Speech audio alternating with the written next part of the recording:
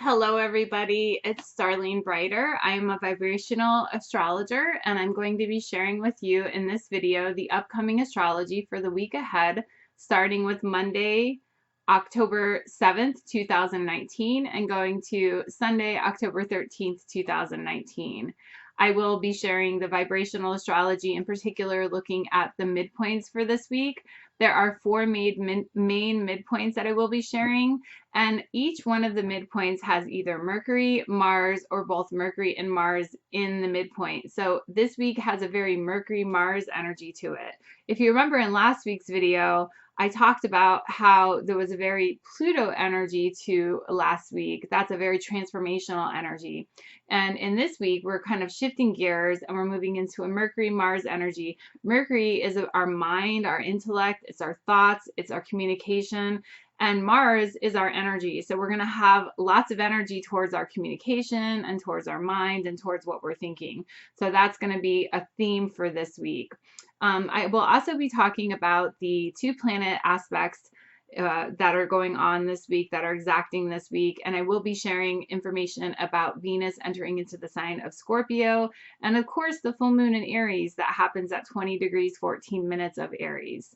The last thing I will be sharing in this video is the gemstone suggestion for the week. I share the gemstone suggestion. It is a suggestion to work with the energies of astrology this week. I'm a gemstone expert as well, so you can check out the gemstone suggestion and use it if it resonates with you. Before I get into the astrology, I do want to share some announcements. I created a video last week. It is on how to look up your own astrological birth chart. If you haven't already done that, you might want to go back and look up that video. It's a quick video that shows you how to look up your birth chart and where the planets are and that sort of thing. It's an interesting little way to look at your chart.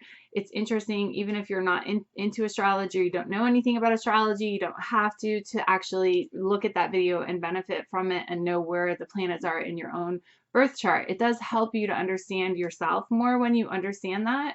And so that's why I created that video.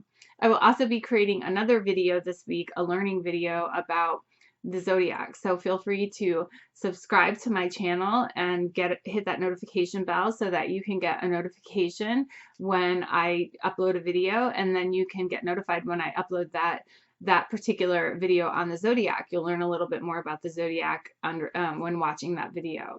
I also invite you to like my video if you like it. Feel free to like it. And also, if you want to, you can comment and let me know what you think of this video. I really love hearing feedback from you guys, so feel free to share your feedback on how this video or how the things that I talk about in this video resonate with you or don't resonate with you throughout this week.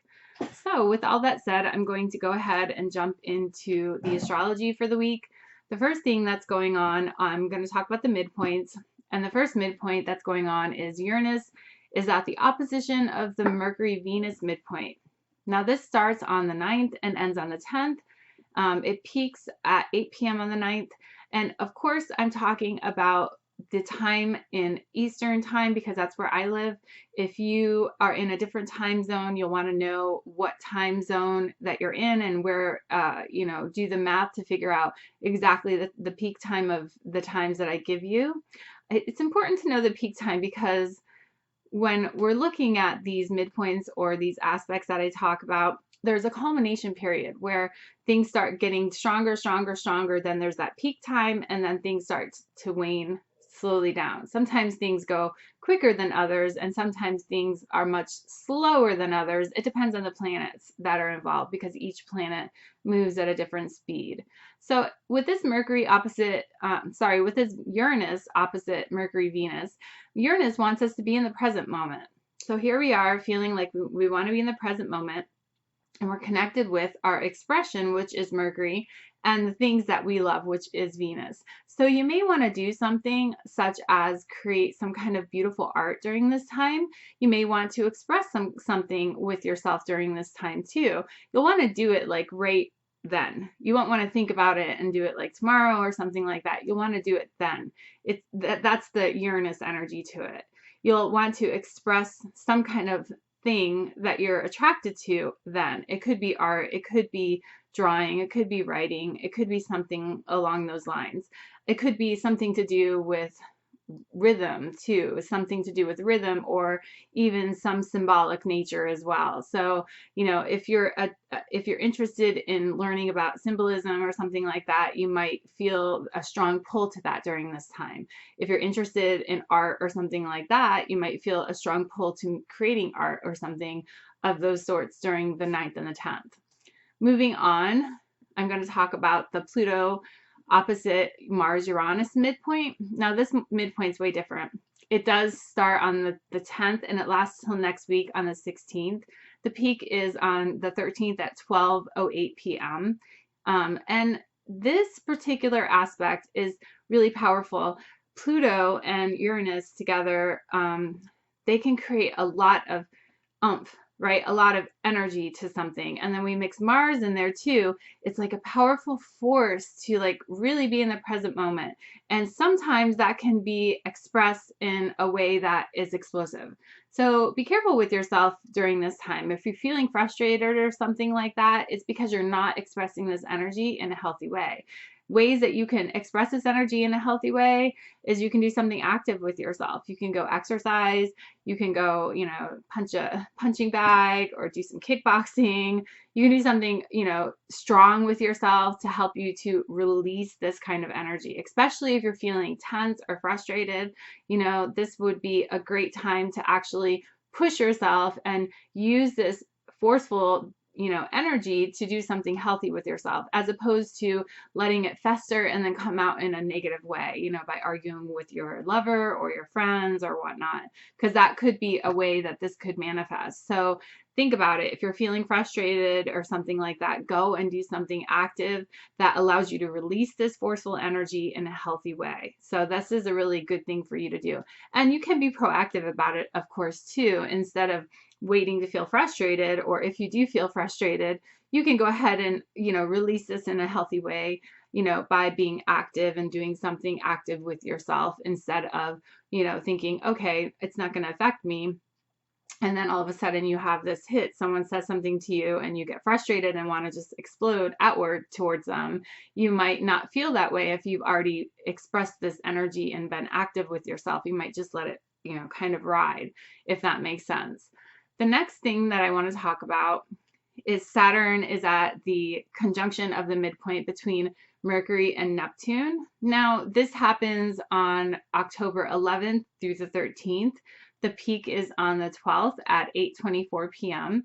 So Saturn is like, it cuts away at all the frivolous things. I know I've said this before, but this is really the function of Saturn. It cuts away at things that are superficial. It wants things to last. It wants things to last past death even. So it's cutting away anything in our mental state of our ideals. That's Mercury and Neptune. So Mercury is our mind, it's our communication. Neptune is our highest ideals. Sometimes that's really dreamy. That can be a symptom of Neptune. But the function of Neptune in and of itself is our ideals. And that can be dreamy, or that can be, you know, something that, you know, we really want to create with ourselves, but we haven't actually done it. You know, that's why Neptune can be kind of dreamy and kind of aloof at times. But Saturn's comes along making this midpoint between Mercury and Neptune and is like, hey, are your ideals really what you are wanting to create? Or are they just something kind of airy-fairy? If they're airy-fairy and not real and kind of superficial and not really meaningful to you, you might release them during this time. But if they are real and there's something that you really want to work towards, you may have the energy to do that. You know, Saturn brings reality and brings the physicality to the things that we are thinking about, the things that we are feeling, the ideals that we have with ourselves. So this is a great midpoint. This is a great energy, this midpoint, to work with in saying, hey, my dreams are this and that, and this is how I want to express them, and how can I do this in a real way? So this is a beautiful kind of energy. I know Saturn and beautiful are not usually intertwined in the same sentence unless it's like Saturn's not beautiful. And I'm kind of joking here, but you know, Saturn has been known to be a difficult planet. And the thing of it is that Saturn just cuts away things that aren't important to us. And that can sometimes feel difficult if we're attached to things that really aren't great for us. So Saturn is saying, hey, okay, here we are. We want to really express ourselves and we want to create this beautiful life with ourselves. How do we do that? We do that by getting real with ourselves. And that's what I think this midpoint is really talking about. So think about your mental ideals and how you can make them real and lasting during this time. So the last midpoint that I'm going to be talking about is Mercury making a conjunction between Mars and Jupiter. So Mercury, again, being our mind. Oh, actually, this one is a quick midpoint, and it goes from October 12th to the 13th. The peak is on the 12th at 6:17 p.m.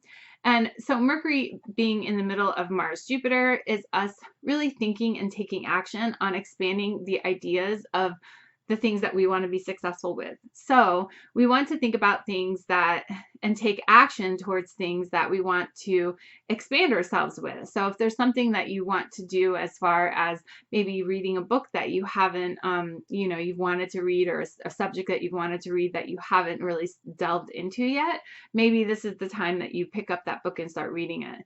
Maybe this is also the time that you start to think about how can you expand your awareness to something bigger than what it already is. You'll have the energy to do this kind of thing during this time. So this is, happening during the weekend, next weekend. So I think it's important for us to kind of say, okay, we have this energy going on with the Saturn conjunct Mercury, Neptune saying, hey, here we are. We want to create real dreams with ourselves.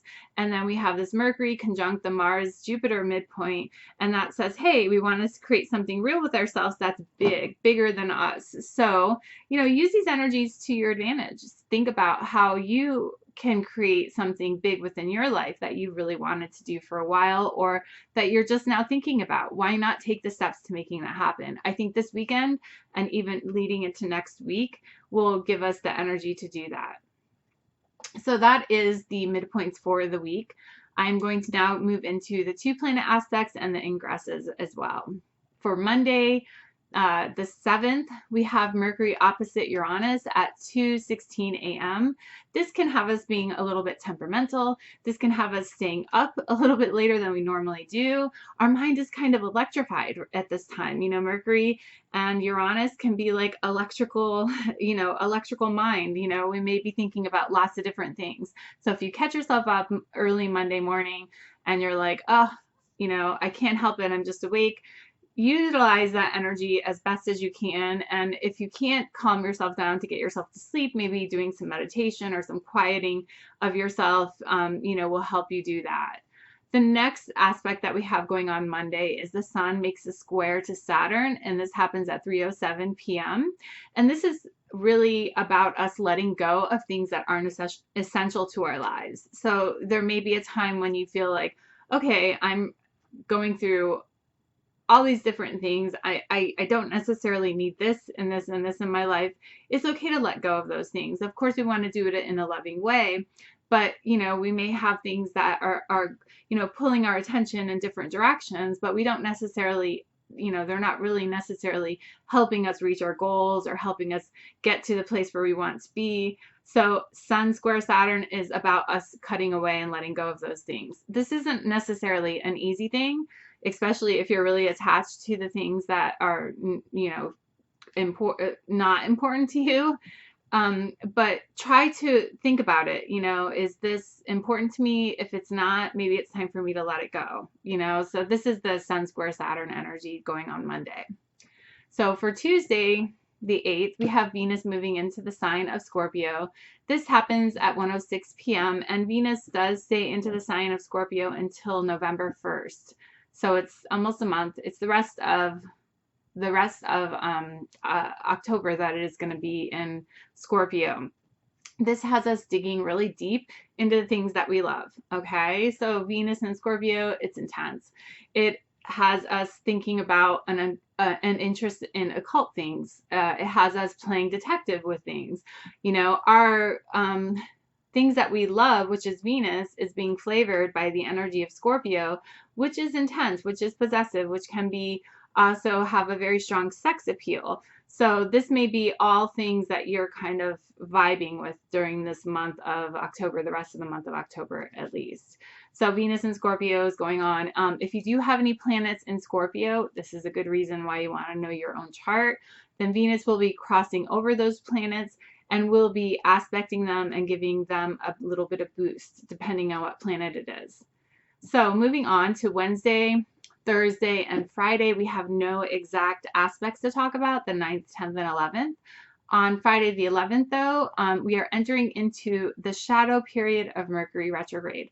That happens on October 31st. So we don't actually start Mercury retrograde until October 31st, but we are entering into the shadow period of it on Friday the 11th. Okay, so the next thing to talk about is Saturday the 12th. We have Venus making an opposition to Uranus. This happens at 6:06 p.m. and this is going to last for a couple days before, a couple days after the 12th. This is really having us feeling lively and impulsive and, you know, wanting to connect with other people.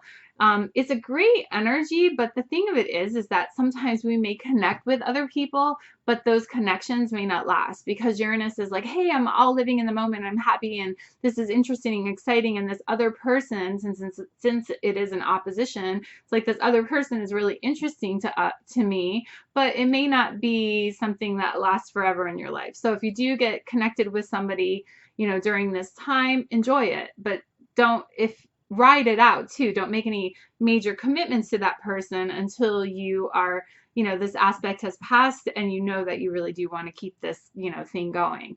So this is something for us to think about. Venus opposite Uranus is fun though. So enjoy yourself during this time. So for Sunday the 13th, we have the sun sextile to Jupiter at 2:02 p.m. This has us feeling very optimistic. Sextiles are active energies, and we want to reach beyond our usual normal circle that we live in. So during this time, we may be feeling like we want to actually get out into the world and do something different with ourselves. Since it's a Sunday, it's a great time to do that. It's Sunday in the afternoon. Of course, it's pretty much all day Sunday that this aspect is going on. So, you know, do something that you don't normally do. Have some fun with yourself. Have some fun with your family or your friends. Seek out something interesting that is different than what you normally do. That would be a great way to express this energy. The last thing to talk about is the full moon in Aries. That happens at 20 degrees 14 minutes of Aries at 5:08 p.m. So this is the full moon in Aries is like clearing your plate for new things to arise. It's kind of saying don't be afraid to march to the beat of your own drum. You know, Aries is the energy of us beginning something new. So if you feel as if you're ready to begin something new in your life, I think this is a great time to actually set some intentions to make that happen for yourself. Full moons are always like a culmination. They're a fullness of ourselves. And this is a time when we can look at this full moon until the next full moon, which happens next month. And we can say to ourselves, okay, what are we wanting to accumulate in our lives? What are we wanting to like create with our lives in the next month? You know, especially things that are like new, things that are beginning, you know, and I say that normally new moons are beginnings, but this is because this is the energy of Aries. So Aries is about marching to the beat of your own drum, not being afraid to do something that's a little bit different, unique, or outlandish. You know, do something fun because that's what you choose to do. You know, do something unique. Don't be afraid to step out of that box and, you know, march to the beat of your own drum. We do have a midpoint that's going on during the full moon, that is Pluto at the opposition of the sun moon, and this is only 26 minutes, so it's less than half a degree, so it's a pretty intense energy. This is a deep compulsion that is coming from within that has a very powerful energy, and what it is it's giving us a chance to rebirth ourselves. So during this Pluto opposite of the sun and moon, It's saying, hey, this is a chance, because this is a full moon, for us to rebirth ourselves into something new. And Aries being the energy of the new moon. Sorry, I keep saying new moon, I mean full moon. Aries being the energy of the full moon, this is a perfect time to say, okay, I'm going to shed my skin of what I was, and I'm going to embrace what I want to be, and I'm going to create that for myself in the month to come. So think about that. What do you want to do with yourself, and how do you want to move forward from this? This is a great time to do this. So that's a wonderful thing for you to think about during this full moon. Okay. That's it for the astrology this week. I will be going on to talk about the gemstone suggestions for this week. The first gemstone suggestion that I have an example to show you here. This is a piece of red jasper. So it's a raw piece, and it's a fairly big piece, but you can find small pieces of red jasper. They're very inexpensive and very common. Red jasper is all about empowerment. This is a great stone to work with the full moon. It's about empowerment. It's about strength. It's about being in charge of your emotions. And it's also about overcoming difficulties and transformation. So if you're having difficulty with transformation, if you're having difficulty with things changing around, this would be an excellent stone for you to work with. So this is red jasper here. Okay. The next stone that I wanted to share with you guys is pyrite. Now, pyrite is wonderful. This is a heart-shaped stone, but you don't have to have a heart-shaped stone. You could just have any little piece of pyrite. It doesn't have to be a big piece. But pyrite is wonderful at promoting good physical health. Since we have a lot of Mars energy during this time, we'll want to be, in good physical health. We want to create a very strong body, strong mental status. This stone will help with that. This stone also helps to block any kind of energy leaks that you have with yourself. If you're feeling drained by other people, this is a great stone to utilize to help you not feel drained. This is also a great stone for protection, and it does help to manifest vitality in the home or the area that it's placed. Now, one thing I do want to say about pyrite is that you shouldn't necessarily wear pyrite next to your skin. Sometimes pyrite can, not this particular piece, I haven't seen it do this, but sometimes pyrite can leak this thing called marcasite, which would leave like a dusty kind of powder on it. And marcasite is poisonous. It's sulfuric acid that you don't want to really touch. So if you do see a piece of pyrite that is dusty, has like a white dust on it, you might want to rinse it off and just keep it away. You definitely don't want to make an elixir out of it, because it can be poisonous. So unless you do like an indirect method for an elixir, which would mean that you put the stone in a glass and then the glass in another glass with water in it, that would be how you do an indirect elixir. I can get into like elixirs and more gemstone videos if you guys like. Let me know in the comment section if you like that kind of stuff, because I'd be happy to do that and how to work with gemstones. But definitely pyrite is a wonderful stone to have around you to help with protection, increasing vitality, and that sort of thing. Okay, so those are my gemstone suggestions for the week. And I want to invite you guys to come and join me next week. I will be talking about the Sun square Pluto. I talked about Sun square Saturn this week. Next week, Sun is squaring Pluto. I'm also going to talk about Sun conjunct the Mars-Venus midpoint, which lasts several weeks. And it's a really powerful energy for manifesting love, artistic power, and it also urges us to establish union with things that we love. So that's an exciting thing to talk about next week. I thank you guys all for watching my video. I welcome you, of course, to subscribe, like, and share my video. I love doing these videos. I really appreciate the feedback that you guys have been giving me so far. And I thank you again, and I will see you next week. Have a wonderful week, and we will talk later. Namaste to everybody.